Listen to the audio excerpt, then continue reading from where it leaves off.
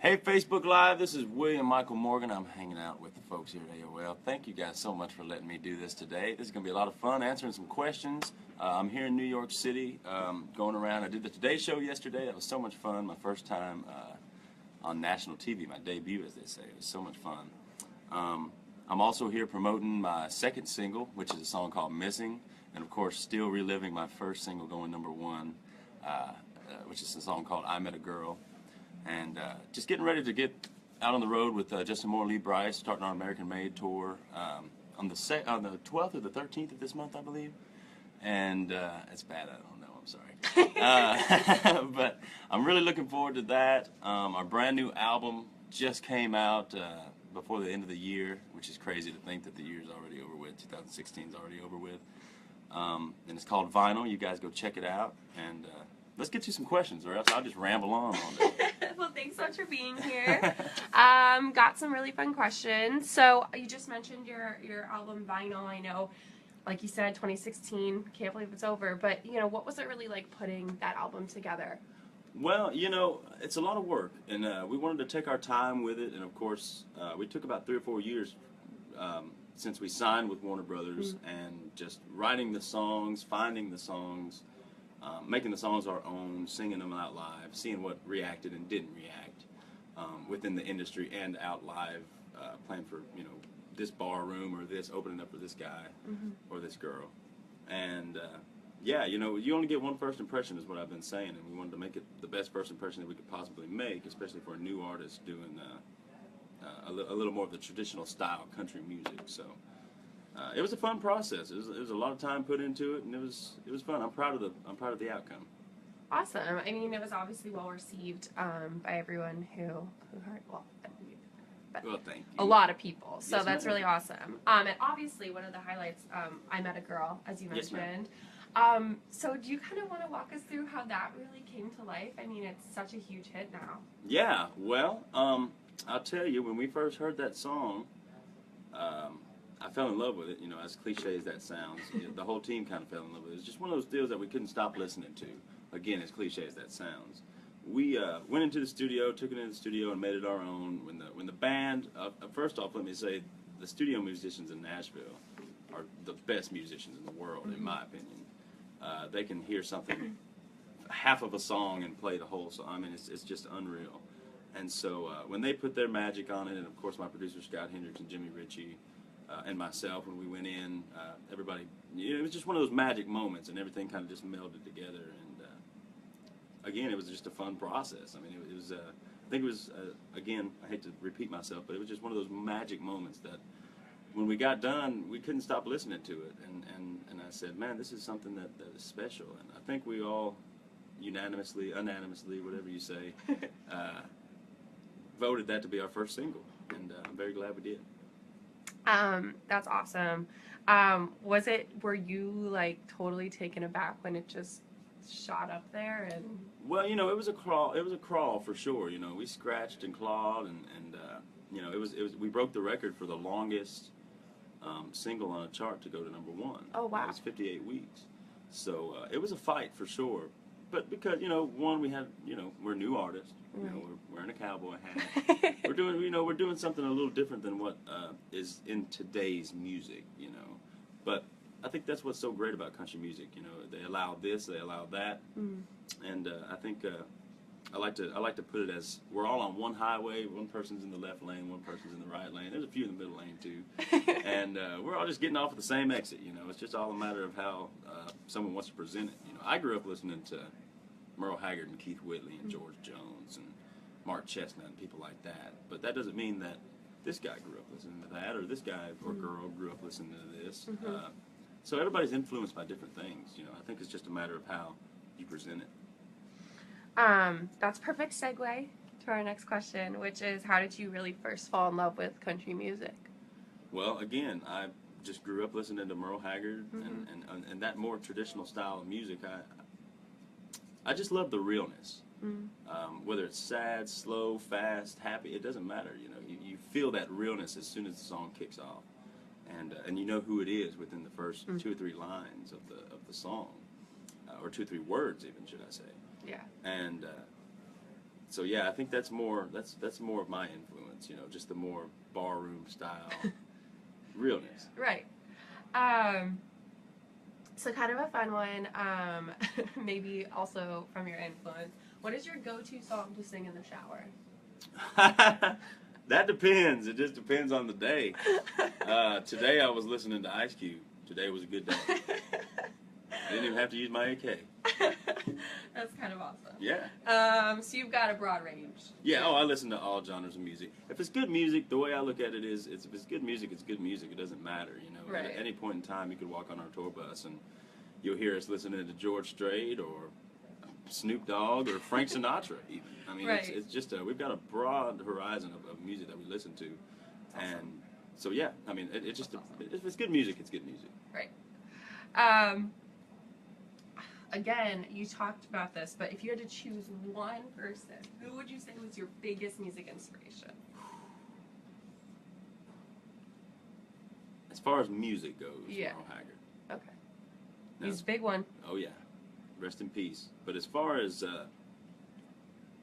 style, like the cowboy hat and the style and Mhm. everything, I'd say more George Strait. But yeah. Okay. What was your favorite country song of 2016? Of 2016, there's a lot of good ones. I love Granger Smith. He's a good buddy of mine. Mm-hmm. So I like that new song he's got, If the Boot Fits, Mm. or his hit single, Backroad Song, Mm. you know, that went #1. I guess this song is getting ready to go top 10. I think it may be top 10 now. Or, yeah. So, thanks, Mike. What are you most looking forward to for your 2017 tour this year with Lee Brice and Justin Moore? I'm looking forward to learning, you know, just taking a little piece of each of those artists and putting them into my show, and just me as a person.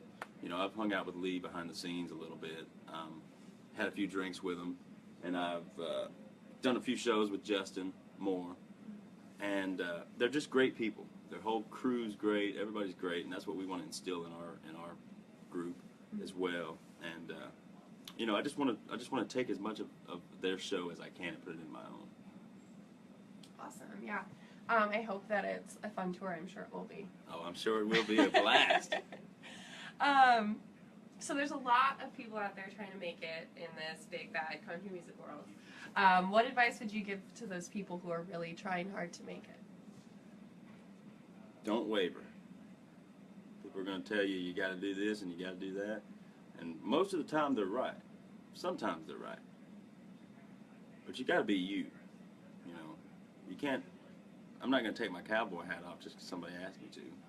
You know, I'm not going to take my boots off just because somebody asked me to. But the best thing you can do is listen and take what they say and acknowledge it and think about it. But at the end of the day, you have to be you. And you can't let anybody else change that. It's good advice. Switching gears a little bit. What is your guilty pleasure food? Oh, boy, I don't know. I mean, I like a lot of stuff. I like a lot of junk food. My favorite, like, candy bar, I guess, would be I love Twix, Snickers. I become a diva, so I gotta eat my Snickers. It's funny. Okay, cool. So if you could collaborate with one artist, you know, this year, whenever, dead or alive, who would it be? Oh, dead or alive? Elvis Presley, Merle Haggard. Mm. Elvis Presley, probably. Would you do an Elvis Presley song if you sang with Elvis? Oh, good Lord, yes. Yes? Oh, yeah. Do you know which one? Maybe like Crying in the Chapel, Mm. or like In the Ghetto, Mm. American Trilogy. I would love. I would pay to see that. Oh, I would too. Trust me. I think anybody would actually to see Elvis singing just one more time. So one last question, and then we'll get to some of the audience questions we have here. What's your favorite thing about the country music genre? I love that everybody gets along. It's all a big family. You know, there's not this big competition. It's not this, oh, he's doing this, I'm doing this. It's all family, you know, brotherhood, sisterhood. Mm-hmm. And that's what I love the most about it. And it's all country music. You know, people say pop country. People say bro country. People say traditional country. If you notice something in all three of those, there's one word that is the same in all three of them. It's country. It's all country music. And that's what I love. It's just, again, to resort back to my other answer, you know, I grew up on this. That doesn't mean that this guy grew up on that, you know. So it's all the same message. It's just a matter of how you get it out there. Totally. Definitely a huge camaraderie in the country music scene. So it's really fun that you could be a part of that. Oh, for sure. A lot of people asking questions. A lot of people have asked, are you going to the UK? Do you have plans to go to the UK? Man, there are so many people that want me to come there, and I want to go there so bad. I've always dreamed about going overseas in general.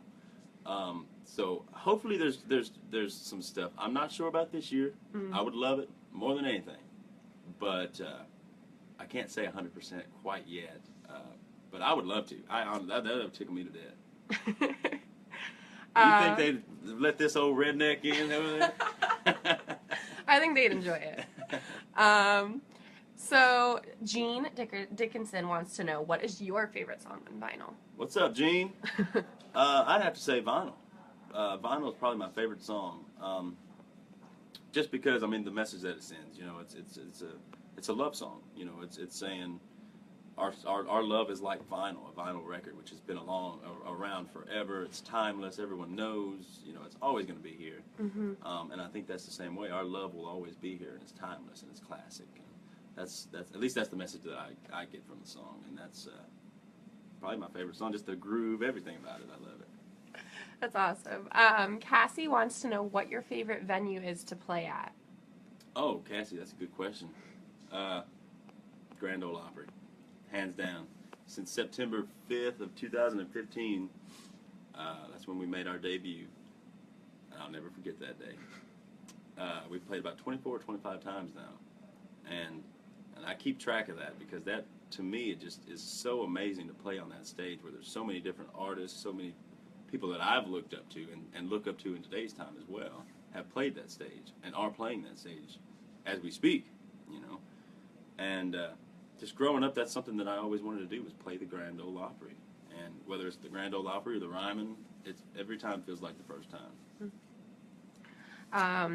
That's awesome. William wants to know if there was a good name, William. If there was a moment you knew you had made it. We're still making it. We're making it. We're climbing. We're climbing the staircase. We're still at the bottom, but we're getting there. We're climbing as fast as we can. But thank you. I think the thing that I moved to town on was I always wanted to be like George Strait, Keith Whitley, and Mark Chestnut. That's why I moved to town. You know, I think I would feel like I've, quote unquote, made it if someone moves to town because of me. You know, if someone says, you know what, I love that William Michael. He sings that country music, and I want to be just like him. I think that to me would be so special. But of course, I feel like I've made it every day. Good Lord blesses me in every way, every day. So I feel like I've always made it. That's awesome. Shelly wants to know what you feel is the most personal song you've written. Wow. I don't know. I don't think it would be out anywhere. I don't think it's definitely not on the album. This album, anyhow. Maybe in an album to come if we're lucky enough to have a second, third, fourth album. I don't know. That's a hard question because I always try to write. I write subconsciously. So it's like I don't just go in saying, oh, I'm more in love today than I've ever been, or I'm more hurt today than I've ever been. I think my heart and my brain just kind of feel that, and I just kind of gravitate to that. So everything's kind of personal in a sense, but that's a hard question. I've written a lot of songs since I've been in Nashville.